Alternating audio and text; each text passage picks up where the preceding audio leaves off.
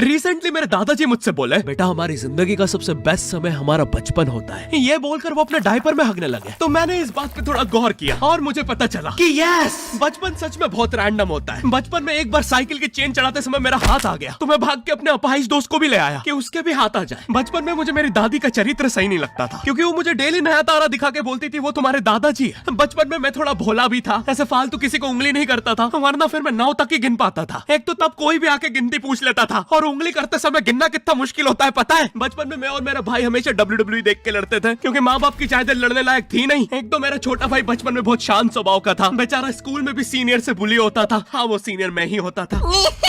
एक बार मुझसे बोलता भैया डॉक्टर बनना मेरा सपना है, तो मैंने उसे नीट की बुक्स ला दी, तो अब वो उसका पूरा सपना बन गया। अब वो डॉक्टर गेम में भी बीमारी बनता है, और बवासीर पीछे होती है। चिंटू बुक्स नहीं पढ़ रहा है तू? एक बार बेचारा बिस्तर पे गिर के रोने लग गया, तो सब बोलने लग गए कुछ नहीं हुआ, चींटी मर गई, चींटी मर गई। मैं यहाँ सोच रहा हूँ फिर अभी तक हम चींटियों वाले बिस्तर पे क्यों सो रहे थे? हाँ, घर में सबकी पीठ पे ददोड़े हो रखे हैं। हाँ, ये नहीं गिरता तो हमें तो पता ही नहीं चलता बिस्तर पे चींटियां हैं। हम तो सोए जा रहे हैं चींटियों वाले बिस्तर पे। और स्कूल में जब भी ये छोटे भाई पैड में हक देते हैं, तो बड़े भाई को क्यों बुलाया जाता है? पता है कितनी घनघोर बेइज्जती होती है पूरी क्लास के सामने, और बुलाते भी इतने सस्पेंस है, वो देख के बड़े भाई का हगना निकल जाता है। ऐसे 2 छोटे बच्चे स्लो मोशन में भाग के आ रहे हैं। हाँ, वो उनकी नॉर्मल स्पीड है।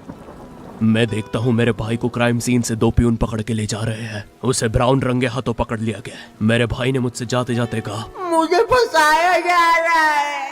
मुझे पता था इस लेंडे के पीछे की कहानी इतनी सिंपल नहीं हो सकती। कड़ी तहकीकात के बाद मुझे पता चला इस लेंडे के पीछे बड़े बड़े पॉलिटिशियंस, गैंग लीडर्स और माफिया इन्वॉल्व है। मेरा भाई सही कह रहा था, ये उसका लेंडा नहीं है। हैंड्स अप पीटी टीचर, तो वो लेंडा तुम्हारा था।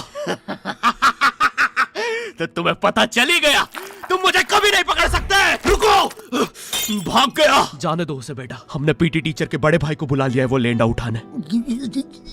लेंडा आपकी नजदीकी सिनेमा घरों में पड़ा होगा, तो देख के पैर रखना। ये चैनल पे जितने भी अजीब और गरीब चीजें तुम देखते हो, ये मैं और मेरे भाई की लाइफ में हमेशा होती रहती है, और इसलिए हमने ये चैनल नॉट योर टाइप बनाया था। मेरे भाई ने कहा तू बोल और मैं एनिमेशन करता हूँ, और लो बन गया नॉट योर टाइप। आपके अरे अभी भी लेंडा लगा हुआ है। बचपन में बोले जाता था कि तुम जितने दांत तकिए के नीचे रखोगे तुम्हें उतने ही रुपये मिलेंगे। तो मैंने दादी की 32 रख दी, तो मुझे 32 रुपए मिले। वो 32 7,000 की थी। जो पिटा हूं ना मैं घर पे, साली स्कैमर दांतों वाली परी चांदी का दांत ले जाके 1 रुपया देती है। दांतों से याद है, बचपन में सब सूखा बॉर्नविटा खाते हैं क्योंकि दांत दूध के होते हैं। ठीक है, ये वाला जोक हटा दूंगा। बचपन में मुझे चुड़ैलों से बहुत डर लगता था। एक बार मुझे चुड़ैल के पैर के निशान दिखे, तो मैं उल्टा भागा, पर फिर मैं चुड़ैल के ही घर में आ गया। हाँ, मैं पट्टी में भूल गया था उसके पैर उल्टे होते हैं, तो फिर मैंने सोचा इसका पीछे से सर फोड़ देता हूँ। सर फोड़ने गया तो वो उसका मुंह निकला। फिर से भूल गया कि साली चुड़ैलों के बाल भी मुंह पे होते हैं। आदमी को पता चले तो चले कैसे। जब मैं छोटा था, नींद में बिस्तर भी बहुत गीला करता था। मेरी मम्मी हमेशा गुस्सा करती थी कि सोने से पहले सुसु किया कर। अब उन्हें कैसे बताऊं, फिर गीले बिस्तर में मुझे नींद नहीं आती। बचपन में मुझे गुस्सा भी बहुत आता था, तो मेरी मम्मी ने मुझे एक रेड स्टोन की अंगूठी पहना दी, और सरप्राइजिंगली उससे मेरा गुस्सा इतनी जल्दी उतरने लग गया, क्योंकि अब मैं जब अंगूठी पहन के लोगों को पीटता था तो गुस्सा इतनी जल्दी शांत होता था। वैसे ये अंगूठी मुझे एक बाबा जी के आश्रम से मिली थी। जब मैं वो आश्रम में गया था, वहाँ एक बहुत ही हॉट सी बंदी मुझे देख के बार बार स्माइल करे जा रही थी, तो मैंने भी मौके पे चौका मारा और जल्दी से अपना नंबर पेपर पे लिख के उसकी तरफ फेंक दिया। वो बंदी ने भी बड़े प्यार से मेरा नंबर उठाया और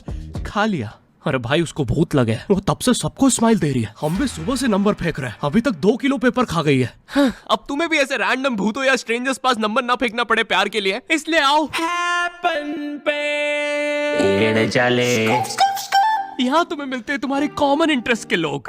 मुझे बॉर्नविटा बहुत पसंद है। मुझे भी रोहित। आओ मन बुद्धि हैंडशेक करते हैं। हैपन पे मिलती है आपको उन लोगों की प्रोफाइल्स जिनके साथ आप पाथ क्रॉस करते हैं। यहाँ तुम अपने एरिया के लोगों की प्रोफाइल्स भी देख सकते हो। यही नहीं, जो लोग तुम्हारे फेवरेट स्पॉट पे जा चुके हैं, यहाँ तुम्हें उनकी प्रोफाइल्स भी मिलती है। तो अभी जाकर अपना नेक्स्ट क्रश स्पॉट करो अपने ही मन पसंदीदा स्पॉट पे। तो अभी जाकर डाउनलोड करो, लिंक डिस्क्रिप्शन में। Thank you happen. बचपन में मेरी मम्मी हमेशा बोलती रहती थी कि बाहर जाके खेलो। अब बाहर मेरे मोहल्ले के बच्चे भाई वो ऐसे अजीब अजीब से गेम्स खेलते थे। कहीं ड्रैगन फ्लाई में रस्सी बांध के उसको पेट बना लिया है, कहीं नंगे भाग रहे टायर के पीछे लकड़ी मारते मारते। मेरी मम्मी को उन पे दया आ रही है कि बेचारे गरीब बच्चे किसी भी चीज से खेल लेते हैं, फिर हमारी कार पलट जाती है। हाँ, वो टायर हमारी कार का था। और मुझे एक बात बताओ, चक्के से खेलने पे वो गरीब कैसे कंसिडर हो रहे हैं? क्या पता उनने कार खरीद के चक्का निकाला हो, क्या पता लैम्बोर्गिनी के चक्के से खेल रहे हो। नहीं, तुम्हें कैसे पता चल रहा है वो गरीब है या अमीर? और एक चक्के से इतनी सारी एक्टिविटी करेंगे ये लोग। कभी चक्के में रस्सी बांध के झूला बना दिया, कभी झूले से फिका के खुद को लूला बना दिया, कभी लूले पे झूला बांधकर हुला हू बना दिया। ये इतने हरामी बच्चे थे, इनके साथ कोई भी घर नहीं खेलता था, क्योंकि घर ये जुए में लगा के हार जाते हैं। ये वो बच्चे जिन्हें तुम रिमोट कंट्रोल कार भी दोगे तो उसकी मोटर निकाल के पंखा बनाएंगे। एक बार इन्होंने रिमोट कंट्रोल रिमोट बनाया था। तुम अगर इस रिमोट पे बटन दबाओगे तो इस रिमोट पे बटन दबेगी, बस। ये लोग मकर संक्रांति के दिन पतंग भी लूटते थे दुकानों से। पतंग से याद है मैं बचपन में अपने दोस्त जनक के साथ बहुत पतंग उड़ाता था। जनक गुजराती था और गुजराती लोग तो बहुत बड़े पतंगबाज होते हैं। वो लोग गला काटने के बाद भी काहे पोचे चिल्लाते हैं। जनक मेरे घर पे इतना बड़ा गिर्रा लेके आता था पतंग उड़ाने। उसमें पता नहीं कितने 1000 किलोमीटर का मांझा लपटा होता था। हम दोनों का सपना था उस गिर्रे की पूरी ढील देना। एक बार तो गिर्रा खाली होने ही वाला था पर वो पतंगार तो घूम के हमारे पीछे से आ गई। हमने हमारी ही पतंग काट दी। तो इस बार हमने सोचा पतंग पूरी परपेंडिकुलर उड़ाएंगे, स्ट्रेट। हमने 2 घंटे ढील दी। वो मांझे में वेव सिग्नल आने लग गए प्राचीन भाषा में। हमें लगा हमने एलियंस ढूंढ लिया बट फिर धीरे से वो सिग्नल क्लियर हुआ। हमें पता चला हमने कोई नासा का 100 मिलियन का टेलीस्कोप काट दिया।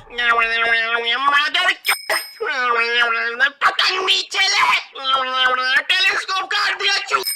नासा का टेलीस्कोप जैसे ही नीचे गिरा बच्चों से पहले विसरो ने लूट लिया। बहुत वियर्ड था, इतने सारे बुड्ढे छत कूद के भाग रहे थे। एक तो जनक के मांझे में इतनी सारी गठाने होती थी। वो मांझा इतना भारी हो जाता था हम चौथे माले से पतंग उड़ा रहे, वो दूसरे माले पे उड़ रही है। बचपन में बोला जाता है किसी भी स्ट्रेंजर से बात नहीं करते, तो फिर मैं इशारे करता था। तो फिर दादी मेरे चरित्र पे सवाल उठाती थी। दादी से याद है पुराने जमाने में एंटरटेनमेंट के लिए कुछ होता नहीं था तो लोग 7-7, 8-8 बच्चे पैदा कर लेते थे ताकि उन्हें जायदाद पे लड़ता देख मजे ले सके। मेरे पापा के 5 भाई और 4 बहनें हैं, टोटल 9 बच्चे। मेरी दादी ने जिंदगी के 9 साल बस बच्चे दिए। दादी ने 9 साल तक पेट में इतनी लाते खाई है उनके अंदर से एब्स आ गए थे। मेरी दादी लिटरली अंदर से टूट चुकी थी। उनका इतनी बार ऑपरेशन हो रखा है उनको डॉक्टर ने टाकों की जगह चेन लगा दी थी। भाई आज के जमाने में तो इतने बच्चे कोई पैदा नहीं करता, उल्टा अबॉर्शन करवा लेते हैं। और यस मैं अबॉर्शन बोलूंगा क्योंकि मुझे जेल नहीं जाना। एक तो इंडिया में भी अबॉर्शन करवाना लीगल है लेकिन बच्चे का जेंडर जानना इलीगल है। मतलब तुम मार तो सकते हो लेकिन किसे मार रहे हो ये पता नहीं कर सकते। तो देखो अब रिस्क कितना बढ़ गया है। क्या पता अंदर शेर बैठा हो या कोई बड़ा गैंगस्टर, क्योंकि तुम्हें तो पता नहीं है तुम किसकी सुपारी दे रहे हो। क्या पता वो अंदर बंदे लेके बैठा हो। बचपन में सबके मम्मी पापा डराते हैं मस्ती मत करो वरना बोर्डिंग स्कूल भेज देंगे। और मुझे बोर्डिंग स्कूल से इसलिए डर नहीं लगता था कि मैं वहां जाके अपनी फैमिली से दूर हो जाऊंगा। मुझे बोर्डिंग स्कूल से इसलिए डर लगता था क्योंकि वहां पे वो बड़े दांतों वाला ईशान अवस्थी होता है। मैंने पहली बार जब तारे जमीन का ट्रेलर देखा था तो उसमें वो पागल बच्चे ने आतंक मचा रखा था। फिर मैंने मूवी का नाम पढ़ा तारे जमीन पे। मुझे लगा बिछाए होंगे इस पागल को पकड़ने के लिए, शॉक वॉक देना होगा तारों से। इसके तो दांत भी इतने बड़े हैं सारी तारे काट देता होगा। मुझे ट्रेलर देख के लगा कोई एक्शन मूवी है, आमिर खान जोकर बना हुआ है। मुझे लगा यही तारों का जाल बना के पकड़ेगा पागल को। हाँ ट्रेलर देख के तुम्हें क्या ही समझ में आएगा। एक शॉट में आमिर खान बोल रहा है आपके बच्चे को डिसलेक्सिया है, फिर अगले ही शॉट में जोकर बन के बड़ा मछलियाँ उड़ती क्यों नहीं। फिर मुझे लगा ये शायद अपने माँ बाप को बोल रहा था। और दया तो मुझे उस लंगड़े बच्चे पे आती है जिसके बगल में ईशान अवस्थी को बिठा दिया था। वो बेचारा उठ के भाग भी नहीं सकता। और मैंने तो सुना था बोर्डिंग स्कूल में बस नॉटी बच्चे जाते हैं, तो फिर इस बेचारे गाय से बच्चे को क्यों यहाँ भेज के रखा है। कहीं ऐसा तो नहीं इसके पहले पैर थे और ये बहुत मस्ती करता था तो माँ बाप ने पैर तोड़ के इधर भेज दिया। बस भाई मेरा हो गया है आज का। अगर तुम्हें वीडियो पसंद आई तो यार लाइक मारो। एम करते हैं 7 लाख लाइक्स के लिए। पिछले वीडियो में नहीं आए थे इसलिए अब मैं औकात में आ गया हूँ, इसलिए अभी लाइक मारो। चैनल पे नए हो तो सब्सक्राइब करो। मुझे मुंह दिखाई के लिए 10 मिलियन सब्सक्राइबर्स चाहिए। और हैपन को भी डाउनलोड करना मत भूलना, लिंक डिस्क्रिप्शन में। अब मैं भी जा रहा हूँ, बाय।